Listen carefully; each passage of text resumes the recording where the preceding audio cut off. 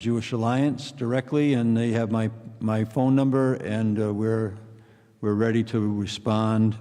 But the most important thing right now, the message is let's prevent any acts of anti-Semitism in any capacity. So at this time, there are no credible threats in Rhode Island, but we are vigilant, and we must all remain vigilant. Our state was founded on the basis of religious freedom, and just as I want my family and all families in the state of Rhode Island to have that opportunity to worship without fear, our Jewish neighbors deserve and entitled to that same right. Okay. Well, thank you all for allowing me to make that statement, and thank you again for being here to talk about the subject at hand. Our team, led by Housing Secretary Pryor, has been working tirelessly to develop a winter strategy that focuses on expansion, prevention, and collaboration, but more importantly, a strategy that keeps Rhode Islanders warm and safe during this winter. In a moment, Secretary Pryor will go through the details of the strategy which he's been sharing with me over the last several months. But I wanted to emphasize that we're taking an all-hands-on-deck approach to providing solutions, preventing and addressing homelessness in Rhode Island. You can see that the approach with some of the individuals here today. I want to thank our state agencies like EM Director Mark Pappas, as well as EOHS team who have worked on this effort with Secretary Pryor and his office. I want to thank our state agencies like EMA and Director Pappas, for their continued work, not only in the past and last year, but also, really digging in and making sure that good things are going to happen. I also want to thank our faith leaders from across our denominations who have come together to support this effort, and it is an all-in effort. We're certainly going to do our best as a state, but it needs to be wider than that. The scope of the work needs to be wider than that, and we're asking others to do their best. And so I want to thank our clergy that is here and those who represent our faith leaders who are really stepping up in a real strong way. I also want to thank our General Assembly with the Speaker and the Senate President in supporting our budget that has allowed us to have resources to address this issue as well. And also, of course, our municipal leaders who have answered our call to help identify locations for potential shelter sites. And finally, I want to thank the providers, those providers who are out there doing the work. And we'll work with anyone who's willing to do the work. And going into this winter feels different than winters past. I think that having a housing office was something that is being very helpful to us, and establishing that office with leadership that is working on not only this issue, but a broader base issue of housing in the state of Rhode Island, which we continue to work on at the same time. Right, yes, Secretary? sir. We sure do. Yes. So this winter we're going to be trying new ideas like municipal pop-up hubs for the coldest days of the year and piloting pallet shelters. So there's no perfect solution to this, otherwise this would be done. If it was easy, it would be done in a way that addresses every issue. Again, we're going to do our best, and we're asking others to do their best. Now, this is important. This is a work in progress. Today's announcement isn't the end of our work for the winter.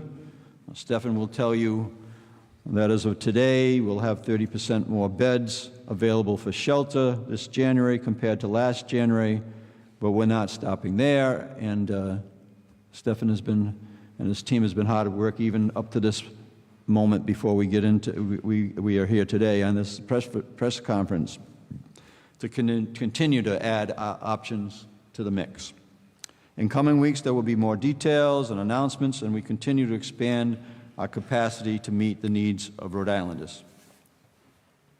So I'll close by, again, a broad thank you for the hard work that's going on. Again, we'll ask everyone to do their best to do the work and making sure that we are doing everything we can to address this very important issue. And I'll ask Stefan to fill in the blanks. Thank you very, very much, Governor. I really appreciate the opportunity. Thank you all for being here. I'm Stephen Pryor. I serve as the Governor's Secretary of Housing. We are here to talk about the winter strategy that has been in formulation for months and that we are setting forth today. I emphasize that it's been coming together for months because when Governor McKee and we announced that we would be stepping forward as a new housing department, Assistant Secretary Moore and I said that we knew winter was coming, we would start planning. It's been 8 months. What I'm going to describe to you is an expand, prevent, collaborate strategy that has had groundwork over that months, and I'll explain both in terms of actions taken and in terms of statistics that can shed light. So let me say these things. First of all, profound thank you to Governor McKee for providing the resources and the leadership.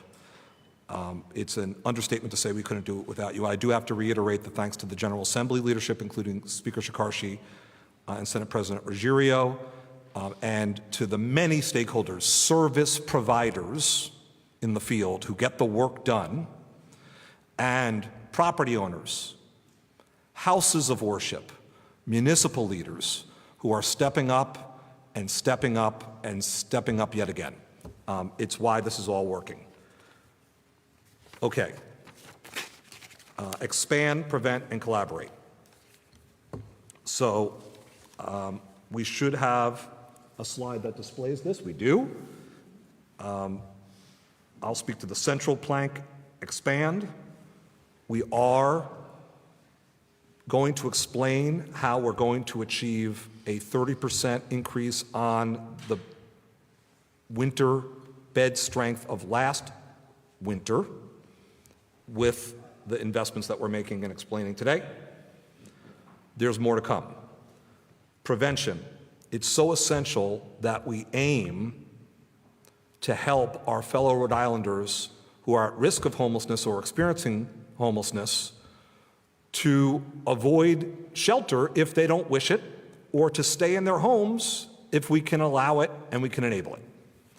Collaborate, it's the partnerships that we've described, and we're going to get into depth on those. Okay, let's get right into the shelter points. We know this is important, but we wanted to envelop these points in the broader strategy so that you would understand that it isn't simply about shelter, but of course, expanding shelter opportunities is very, very important. All right, so I hope that you all can hear me. I will restate things over a microphone, but I'm going to step up here for a moment. I don't know if that's going to work.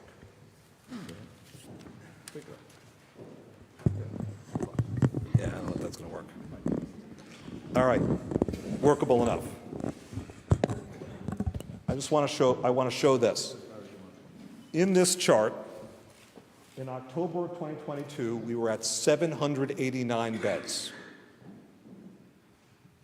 We project that we'll be at 1,370 going into this winter, in the course of this winter, the winter, if you will, of 2024. Okay? I also want to describe some things that have happened here. This is key to understanding how this work has been occurring for 8 months, and even before, this groundwork is so essential to the bed strength that we're describing today. Here's what I mean. Under Governor McKee, last winter, there were several installations and operations that were started up. One of them was the Cranston Street Armory. In the winter, the number of beds in the roster was 150 at that armory. There was an increase in beds. We're accounting for both shelter beds and warming center beds, if you will, inclusive of that armory operation. There was an increase in beds across these categories, shelter and center. When the armory was deoperationalized, it was ramped down, we expressed, many of the reporters in the room were witness to this, many of the service providers and partners, you made this happen, that we would ramp up other beds. We did, in different locations. Woonsocket and Warwick and Providence, many of you know the list. Those were stood up. We therefore maintained strength in our roster of beds so that as the winter arrives and we add to this portfolio, we are truly increasing the number of beds available to Rhode Islanders experiencing homelessness. That was so important. This effort has been underway for months. I want to just illustrate that for you. This point, by the way, we believe to be a reasonably conservative estimate. There is more to come. I'm going to get into that. Okay, back to the table. I know everyone is looking for an extraordinarily geeky presentation, so I will return to the table and continue the explanation. Okay. Just very quickly here, as to the move from 789 up, I want to say this. We did not see significant declines over the summer, as we often do. We extended warming centers in almost all cases, the Cranston Street Armory being an exception. Here we are in October with the current shelter and warming center bed count at 1,156. That's the current count. This is actually 104 more than we had in January of last year, when the Cranston Street Armory was serving the 150 clients I was describing. With the following shelter opportunities, I'm going to delineate them, we can share with you that our capacity will be stronger than last winter's by 318 beds, reflecting a 30% increase compared to last January. Okay, so now I'm going to describe those different maneuvers, those different investments, those different programs. I see Rich Delfino is here from Tri-County Community Action. Thank you very much, Rich. Tri-County is, as we speak, accepting its first families into 3 state-owned cottages at the Zambrano campus in Burrillville. As a matter of fact, Rich, yesterday, a mom and a 2-year-old were invited in yesterday. So thank you for that. Harvest Community Church in Woonsocket is going to provide 22 beds for adults. Monsignor Kenny, thank you profoundly. There's going to be more than one item of news from the Roman Catholic Diocese of Providence today, but I will express this one to start. The Diocese of Providence has renovated the 2nd floor of Emmanuel House, and they are in the process of adding 41 new beds, which will be available for adults.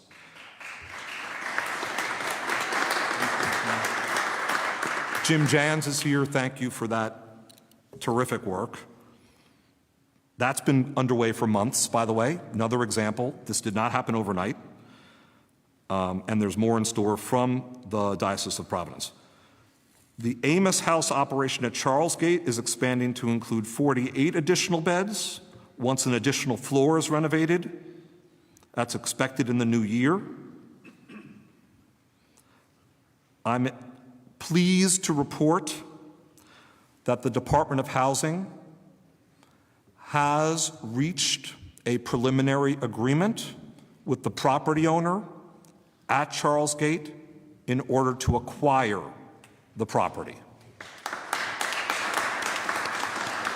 Governor McKee has justifiably and correctly emphasized with his housing department that where we can acquire a property and achieve cost savings over the longer term, we should. This is the first but not the last example. In multiple instances, as we do this under the governor's program, we'll seek to convert emergency shelter as we grow the overall system of shelter and housing into permanent housing. Okay, more to say on that in the future. Going forward with this list to explain the 318 beds. Westerly Area Rest Meals, otherwise known as Warm Russ, bless you, Russ Partridge, will be providing a seasonal motel sheltering program in Washington County to provide an additional 24 beds.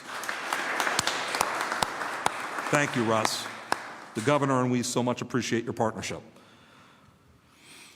Finally, there's been interest expressed by key service providers, by individuals experiencing homelessness, and by many stakeholders in the notion of temporary structures in order to help remedy homelessness. We have been investigating such possibilities, multiple types of temporary structures.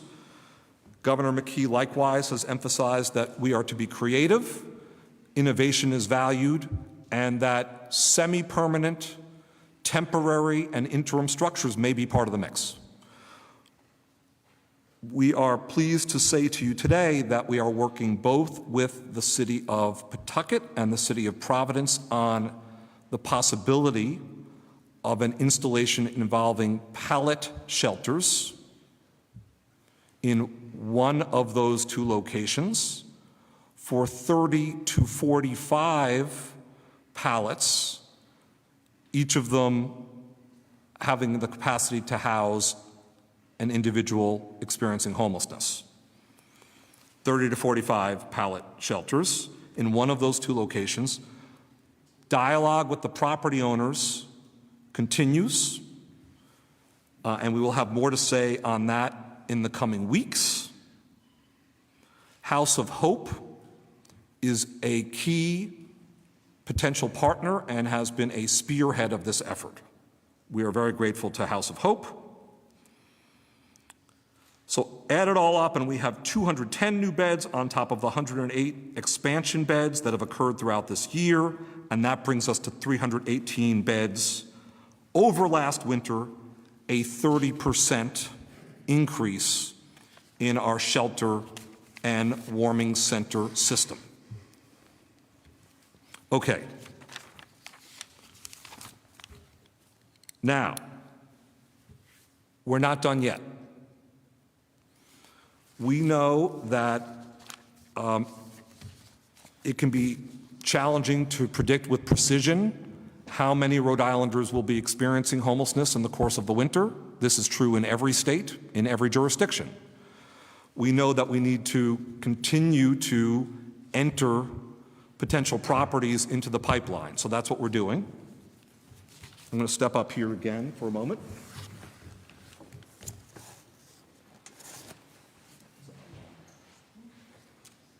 Carrying some of this material with me, apparently. Okay. Next one, please. Okay. So, what I want to say here is that we are exploring a variety of properties and conducting a dialogue with service providers capable of carrying out the professional operations necessary for a high-quality operation. We're talking to cities and towns, including Central Falls, Coventry, Cumberland, East Providence, Kingston, Providence, and Woonsocket. The dialogue often includes the mayor or town manager, is sometimes initiated by the mayor or town manager. I want to thank the League of Cities and Towns for being a great partner. I want to acknowledge Dylan Zalazzo from Pawtucket. Mayor Grebian has been a very collaborative partner. Mayor Mutter in Cumberland, a very collaborative partner. Mayor De Silva in East Providence, a very collaborative partner, and it goes on from there. What are we looking at? We're looking at church properties, vacant schools, empty retail locations, vacant state-owned property, because the governor has issued multiple requests and it's working to his town. Municipally owned vacant community centers, unused former healthcare facilities. All of these are far enough along in our evaluation that we are expressing them out loud. In these various scenarios, we are speaking with and working out arrangements with municipal officials, community partners, and often private parties expressing lease or acquisition terms. So we can't get into every detail today, but there is a process where that is occurring, and simultaneously we are inviting and enabling and making matches with service providers. I want to talk about a couple of these in greater detail today. Just bear with me for one moment as I do so.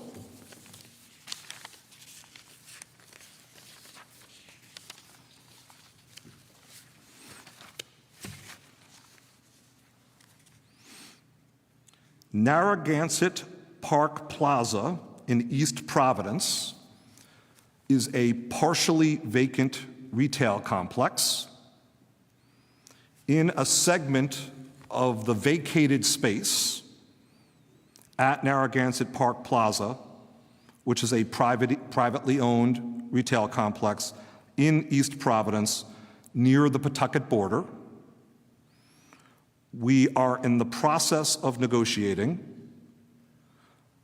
the establishment of a temporary warming center that would be operated 24 hours a day, that would include supports and services, and that could serve up to 100 Rhode Islanders experiencing homelessness in up to 100 beds. Narragansett Park Plaza in East Providence. That's an illustration for you for today. Is that a fully orchestrated arrangement? It is not. We continue dialogue with Mayor De Silva, with council members in East Providence, with the property owner, and with other community stakeholders. More to be said about that going forward. In addition, we're very pleased that Monsignor Kenny will be able to offer us an update on the extraordinary efforts under the Monsignor of the Roman Catholic Diocese of Providence. So those are some illustrations for today. Would you please do the next? Thank you.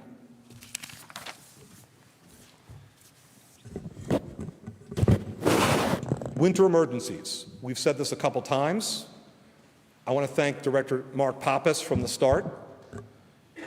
One of the things that Director Pappas and we have been dialoguing about for months is the fact that, to their credit, cities and towns across Rhode Island operate centers such as libraries and fire stations that are open for Rhode Island homeowners who may lose their heat or power, or for Rhode Islanders who are, in the more traditional definition, experiencing homelessness. One of the challenges is, and this is understandable, that in the absence of state resources and in the absence of true partnership with the state, it has been hard in some cases to go beyond the operations of, say, the operating hours of, say, a library that closes at 4 p.m. or 7 p.m., and the coldest hours and the most critical hours can be in the later hours of the evening. With RIEMA, the Emergency Management Agency under Governor McKee, working with the director, we are going to make small grants available to municipalities to open their existing centers for longer or to open altogether new centers. The grants could be on the order of magnitude of $50,000 or $75,000 for staffing or supplies or other resources necessary. We are grateful to the cities and towns that are already stepping up, considering the possibility. We're grateful to the Episcopal Diocese and Bishop Nicholas Niasley for already working with possibilities within the bishop's constellation of Episcopal churches. All of these things are preliminary. We're in the process of dialoguing. Next week, the Housing Department will issue a solicitation to cities and towns, an invitation to them so that they can apply for these funds.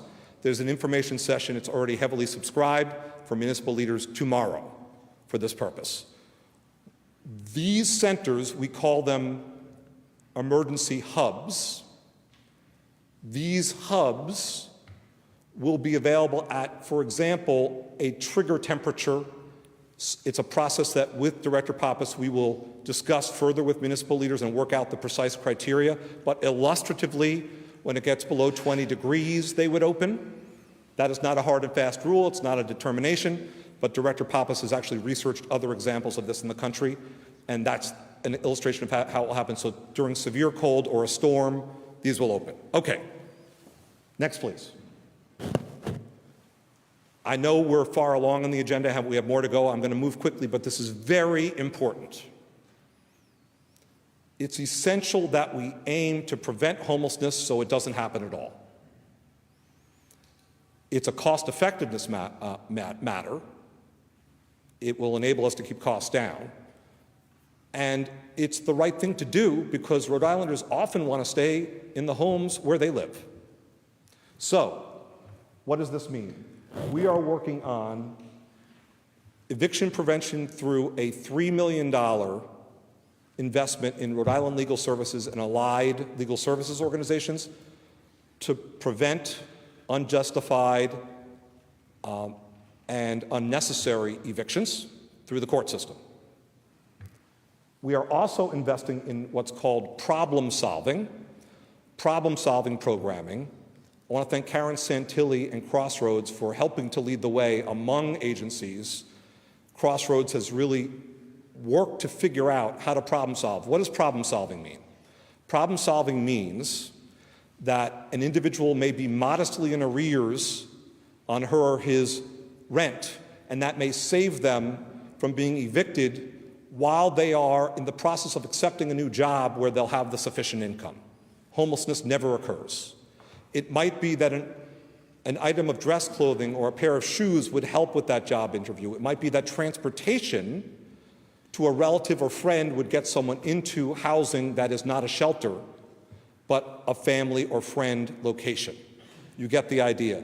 We're investing from the Housing Department $750,000 for the purpose of the problem solving where there's flexible money necessary to do the things that I've described, and we have $1 million additional in our budget to be deployed for counseling services and other supports to make this all work. So this will be done in collaboration with other agencies, and we'll talk more about that. Next. So we come to this point. We are very proud of the fact that in Rhode Island, we have a faith community that is unified around the issue of remedying, preventing, and addressing homelessness. We are so proud of the fact that we have faith communities represented today, inclusive of the Catholic Diocese, the Episcopal Diocese, the rabbinate within the Jewish community, and Islamic leadership, imams in our community, all allied with us today. Pastor Chris, thank you for helping to orchestrate this with us. Enormously appreciated.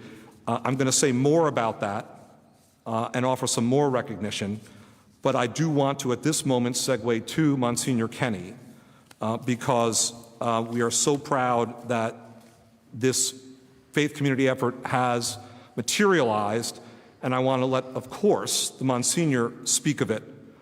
But I think especially at this moment in time, as the governor has highlighted at the top of his remarks, especially at this moment in time, Rhode Islanders should be proud that our faith leaders, our clergy are coming together for a collaborative cause in our shared mission to help the most vulnerable.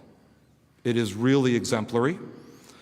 The Reverend Monsignor Albert Kenny of the Roman Catholic Diocese of Providence is the Vicar General and moderator of the Curia for our bishop. He's an absolutely fantastic partner, and to you, Monsignor. Thank you, Secretary Pryor. As one of the many faith leaders here, certainly we remember that this is the first night of the Sabbath since the violence broke out in the state of Israel. So we are united in prayer with our Jewish friends during these most difficult days. Shabbat Shalom. Governor, we thank you. We thank you for your leadership in calling us together to address the need to comfort and house our brothers and sisters here in Rhode Island. Secretary Pryor, we remain grateful to you for your dedicated leadership. I think I have had more coffee meetings with Stefan than my own staff in the last couple of months. Bringing together faith communities. He has a unique ability to gather us together, all the faith traditions throughout Rhode Island, with our common cry to shelter and feed the poor, to bring peace to those in need, and to love our neighbor as ourselves. For myself, in a very deep and personal way, this issue strikes at the very heart of faith, and my belief that we see the face of Christ in those who are in distress. The Roman Catholic Diocese of Providence and Bishop Henning remain committed to increasing our efforts to assist the unhoused and unsheltered in our beloved state as we increase our services at Emmanuel House, and we are now finalizing additional beds in different cities and towns as we work with local leadership to address this cause. We certainly remain blessed by the presence of so many faith leaders here. Many of us recently gathered to discuss and discern the most appropriate ways that communities might address the needs of people living without stable or permanent shelter.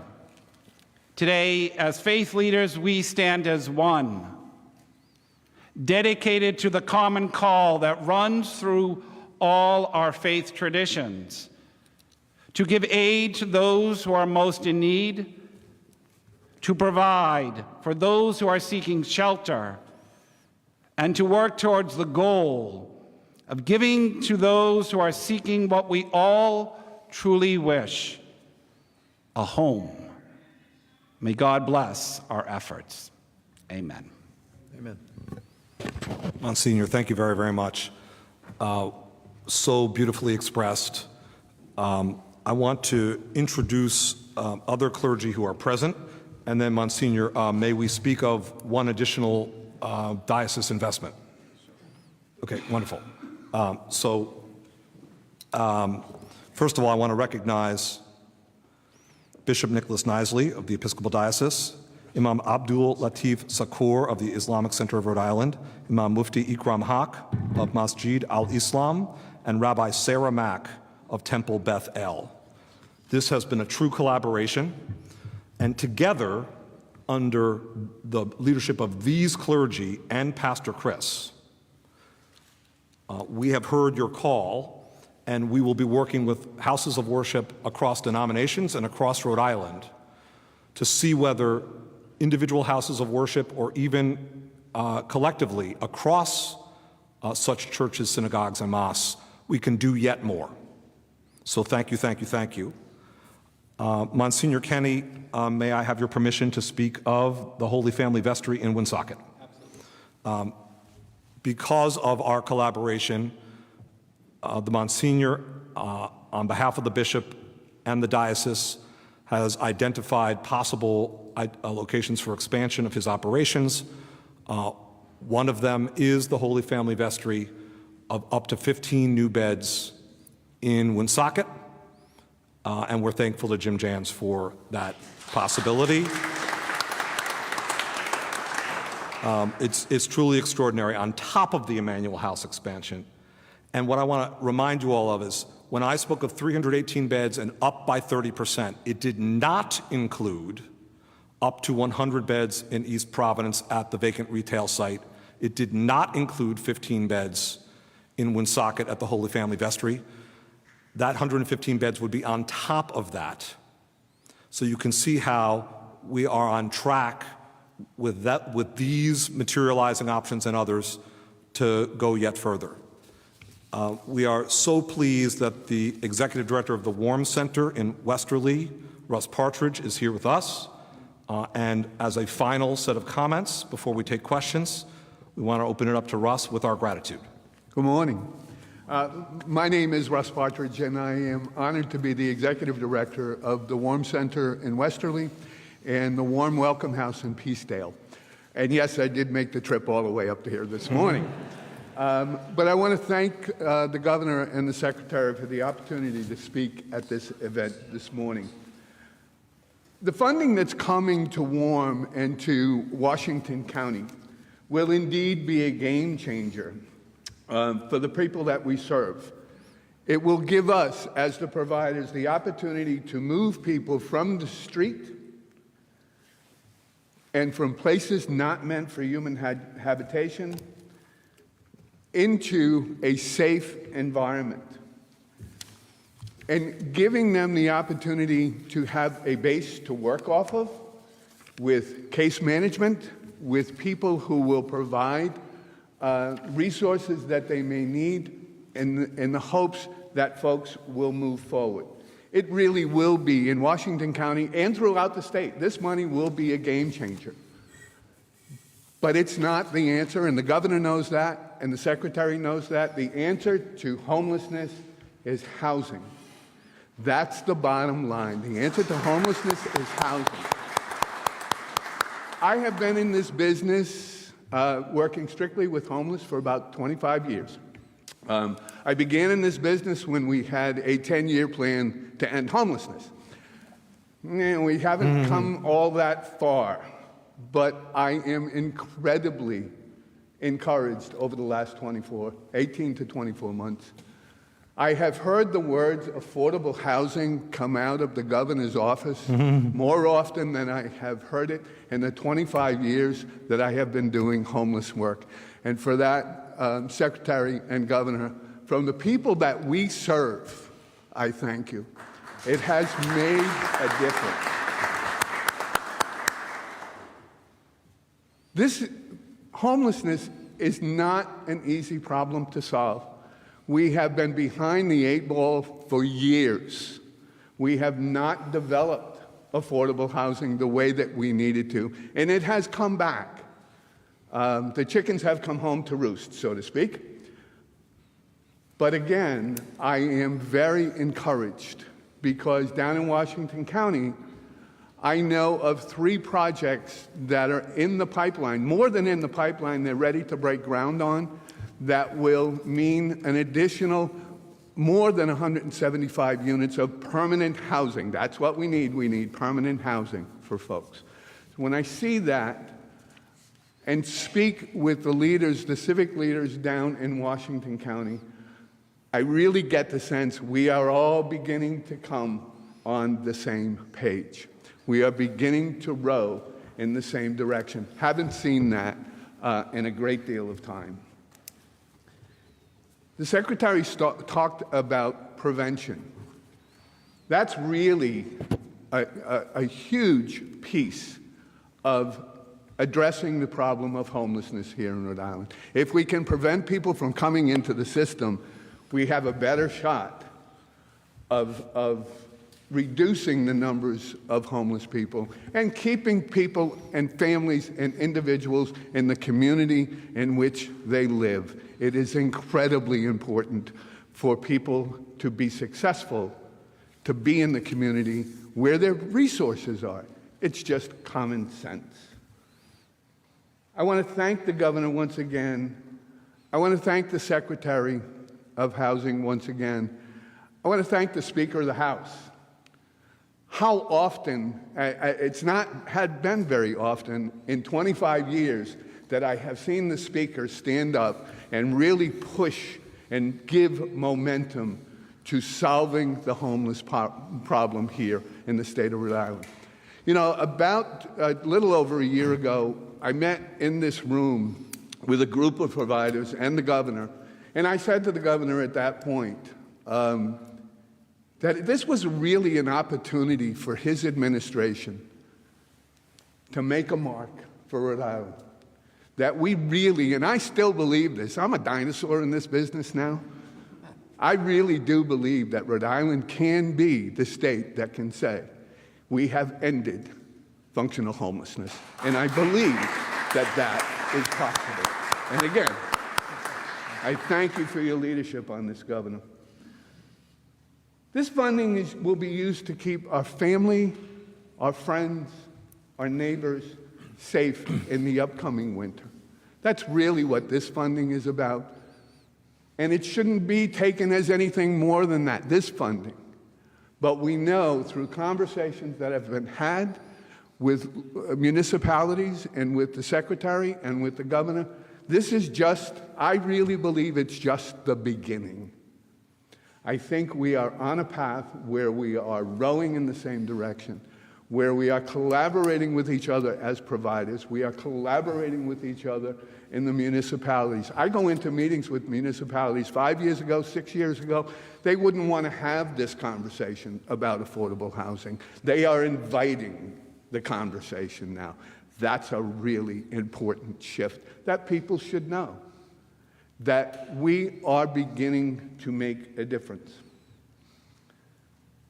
As difficult as things are for those experiencing homelessness, again, I am encouraged that I do think that we are at the beginning and that there is a light at the end of the tunnel that is not the oncoming train. I think we are looking at things to resolve this issue.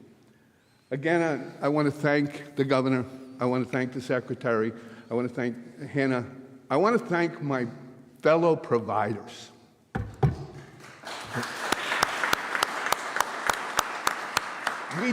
We do the work, but we have an amazing group of people. We have amazing staffs who really are on the ground every day.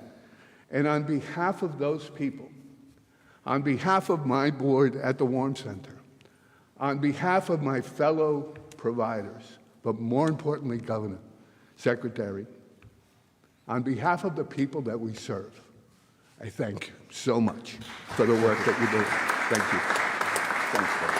Thank you all for all you do, Russ. And once again, our service providers, thank you for the remarkable work that you do.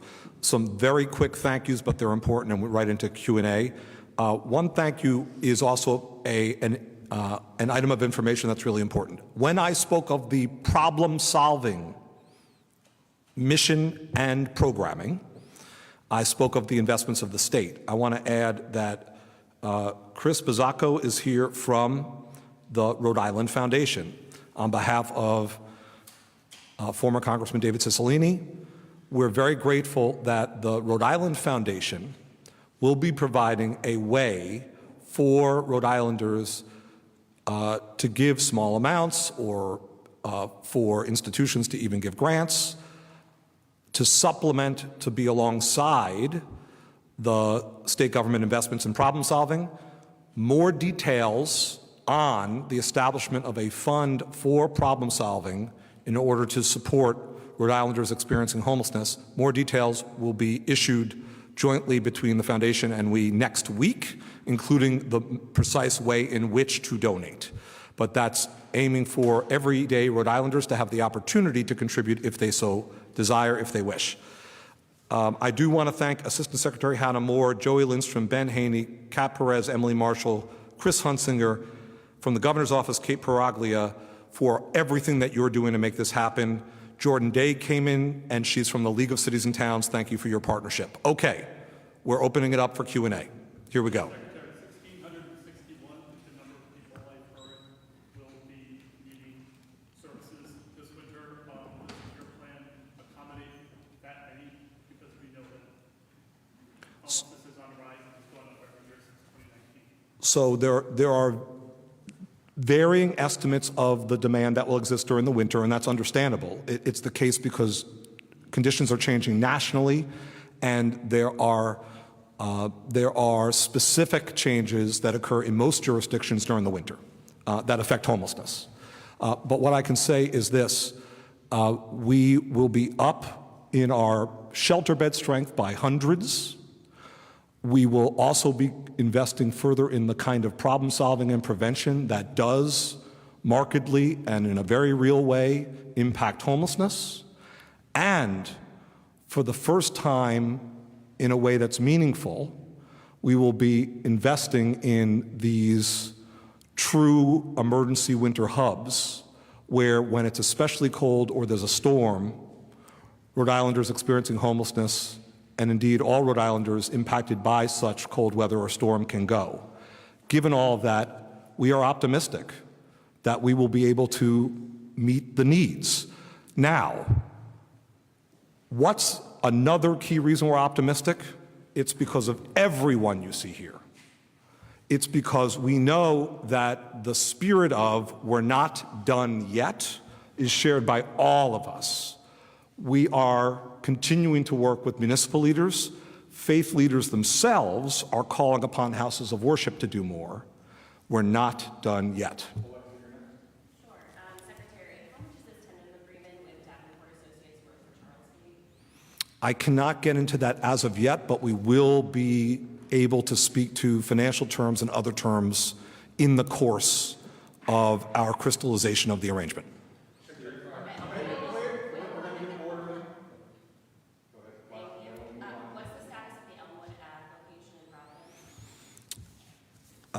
So let me just make sure I speak with precision. There is a proposal by Open Doors for up to 49 women with children to utilize facilities in that location. We are requesting of the City of Providence that they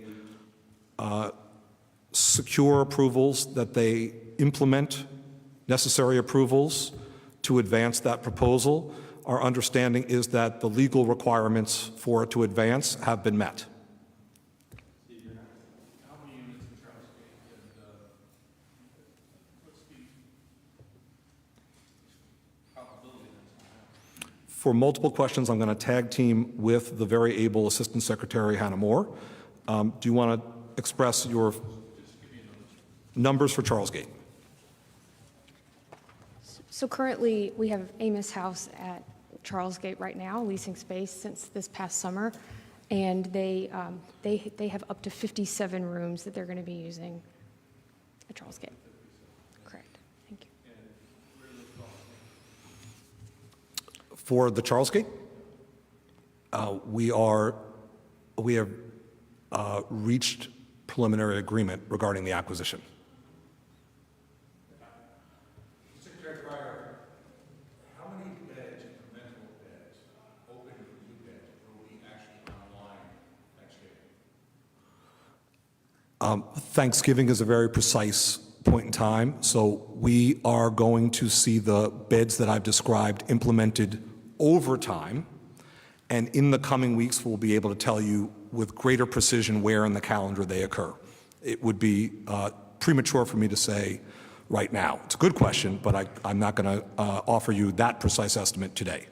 Just a follow-up. It's now mid-October, it's almost Halloween. We've been aware of the situation for a year. Years before that, what's taking so long? On the contrary, I think we are, as demonstrated in our presentation, we're in the strongest position in memory in terms of the number of beds. We have maintained bed strength through the spring, which, it should be noted, in the Northeast, in Four Seasons jurisdictions, is not common to maintain your traditional shelter and warming center beds all the way through and then to grow them. So in fact, this has been a multi-month effort. It's very planful. There is a thoughtful and effective strategy underway, and we are very pleased with the progress. So, how big of an issue is zoning when it comes to converting churches, when it comes to converting buildings, when it comes to with anything into shelter beds? It varies. Local jurisdictions possess different rules as to zoning and planning and other development and building related permitting. We are working with our attorneys in tandem with municipal leaders to identify the route to approvals. Sometimes the zoning barriers or the zoning routes can be challenging or can be very difficult to work through. Sometimes there are use permits that can be accomplished, that can be secured quickly. So it varies. I will say this, though, more generally. The question of identifying new locations for and securing approvals for shelters in service of our unsheltered fellow Rhode Islanders, it's hard work. Understandably, it's a complex subject at the local level. There can be concerns expressed at the local level.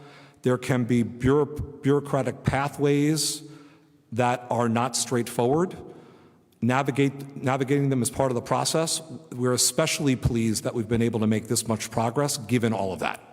I didn't see Cal, this is officially the last one that we have here. Cal. Secretary and the Governor, it seems like some of this stuff is both kind of short-term, temporary, and also long-term. So I'm curious about like the expiration date for some of this stuff, like the emergency winter hubs, like when will those cease to exist? And is the goal to kind of get some of these projects that you presented to us kind of more not fine-tuned, but kind of, pen to paper or breaking ground, we're actually seeing progress so that there's not a gap, essentially? Yes. Yes. First of all, I want to point out, I'm glad you raised that. The emergency winter hub numbers are not contained in that 318 figure and not contributing to the 30% increase. It's supplementary to it. Now, having said that, you're absolutely right that those are winter specific, and those centers will only operate during the winter. There are other examples where the operations will cease after the winter. There are other examples. It's possible that the East Providence site, for example, will operate for 6 months. It could go for longer, but it's possible that that one may be truly temporary. So we will, yes, the short answer is we will offer updates as these arrangements fully crystallize each and every time, as we did, for example, in Burrowville. Thank you all for coming today. We'll be back at noon. Stephen and Campbell will be here briefly, and Governor here at 10:30. And thank you to our patients for being here. Thank you all very much.